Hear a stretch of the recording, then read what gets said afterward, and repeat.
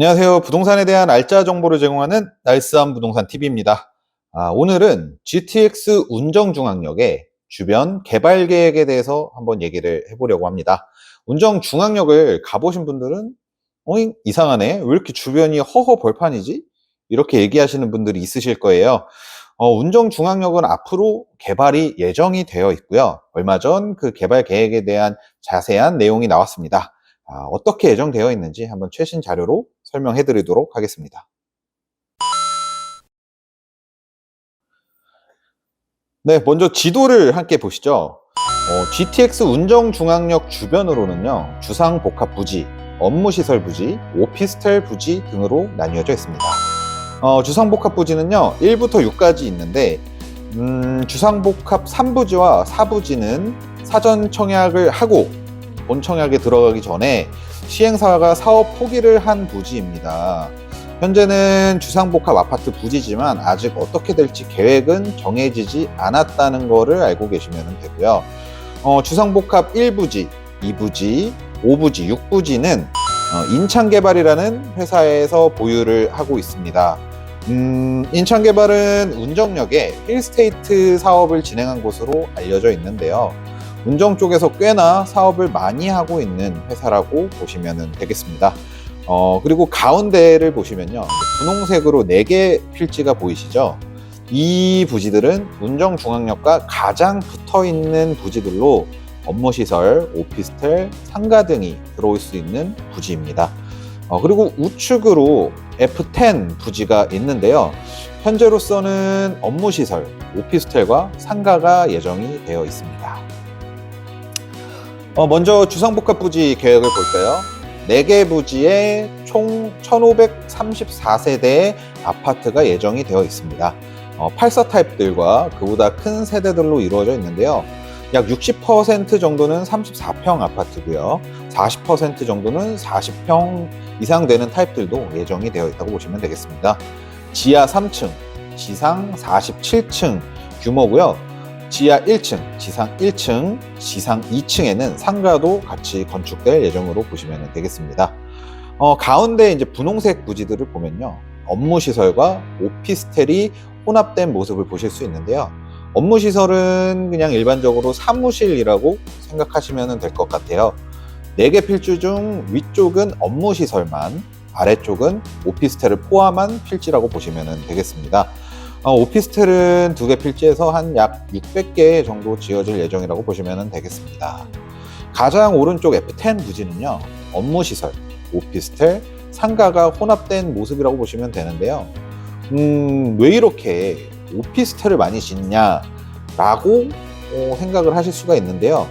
파주시는 신도시로 LH에서 토지를 공급하는 곳이라고 보시면 되는데요. 여기에 이제 아파트를 지을 수 있는 부지는 아파트를 지어서 분양을 하게 되면 분양가 상한제라는 것에 적용을 받게 됩니다.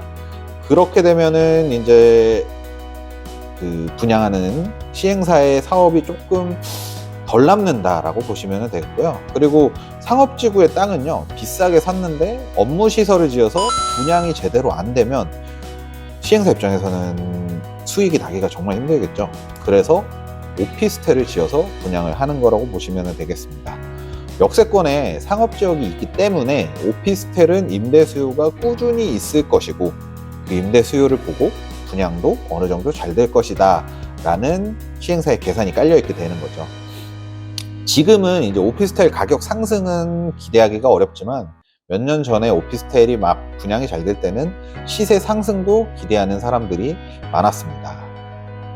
네, 파주시에서 발표한 계획에 따르면요, 가운데 운정중앙역을 중심으로 공원을 끼고서 기가 막힌 경관을 보여줄 예정인데요. 2층에 서로 연결되어 있는 계단을 통해서 업무시설을 자유롭게 왔다 갔다 돌아다닐 수가 있고요. 그리고 지하로도 4개 필지가 다 연결이 되어 있는 걸 볼 수가 있습니다. 운정중앙역과도 연결이 되는 모습을 볼 수가 있었는데요. 최대 40층 정도 되는 규모의 빌딩 사이에 이렇게 있으면 이게 현대사회구나 라는 느낌을 받으실 수도 있을 것 같습니다. 그리고 주변에 이제 주상복합 부지에도 상가가 굉장히 많이 들어올 텐데요. 지하 1층, 지상 1층, 지상 2층까지 상가는 뭐 테라스형, 가로형 등등 테마를 중심으로 한 상가들이 생길 것으로 예상이 됩니다. 상가들이 많이 들어온다면요, 운정만의 이제 특화형 거리가 생기지 않을까라는 생각이 드는데요. 사실 지어지지 않았기 때문에 제가 먼저 예상을 하는 거는 좀 어려울 수는 있지만, 지금까지 보는 예상으로는 김포 구례역에 반도사차와 예미지 사이에 이제 맞상가이면서 스트리트 상가, 이런 모습을 볼 수 있지 않을까라는 생각이 듭니다. 그런데 이제 운정중앙역 개발에는 두 가지 문제점이 있다고 보시면 되세요. 첫 번째는 이제 땅이 너무 비쌌다라는 건데요.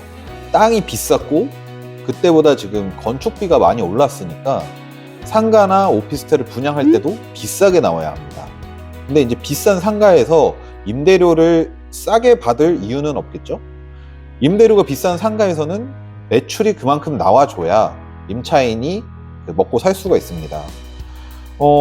이런 선순환이 되어야 되는데, 요즘은 상가가 비싸도 너무 비싸기 때문에 상가를 작게 쪼개서 이제 분양을 하게 되는데요. 일반적으로 상가는 10평에서 12평 정도는 나와야 테이블을 6개 정도 놓고, 그리고 이 손님들을 받을 수가 있는데요. 그거보다 더 작게 나오면은 테이블 자체를 놓기가, 구조를 잡기가 너무 힘들어요. 그래서 이런 안 좋은 것들이 겹치면은 나중에 운정중앙역 상권이 공실 청구가 될까봐 무섭다는 거. 이게 첫 번째 문제점이고요. 이제 두 번째는 이제 땅이 비싸고 경기가 안 좋기 때문에 사업 자체가 연기가 될 수가 있다는 건데요. 주곡 3부지, 4부지는 사업성이 안 나와서 사업 자체가 취소가 되었고요. 나머지 부지들은 사업이 연기될 가능성이 높다는 얘기입니다. 운정중앙역은 완공이 되었지만 주변은 허허벌판으로 오랫동안 남을 수도 있다는 거죠. 물론 언제든 개발은 되겠지만 시간이 너무 오래 걸릴 수 있다는 게 문제점이라고 보시면 되겠습니다. 주상복합 1부지, 2부지, 5부지, 6부지 같은 경우는 올해가 본청약 예정인데요. 본청약 일정이 어떻게 나오는지를 주의 깊게 봐야 될 것 같습니다. GTX 운정역은요, 정말 엄청난 효과를 가져왔습니다. 교통혁명이라고 할 수 있을 정도였죠. 그만큼 운정중앙역 개발에도 신경을 써서 개발을 해야 운정 자체가 성장할 수 있을 거라고 생각을 합니다. 계획은 잘 나왔어요. 계획은 잘 나왔으니까 실행도 그걸 맞춰서 잘 됐으면 좋겠네요. 네, 오늘은 여기서 영상 마치도록 하겠습니다. 영상 시청해주신 분들 모두 알짜 부동산 정보 얻어 가셨기를 바라겠습니다. 지금까지 나이스한 부동산 팁이었습니다. 감사합니다.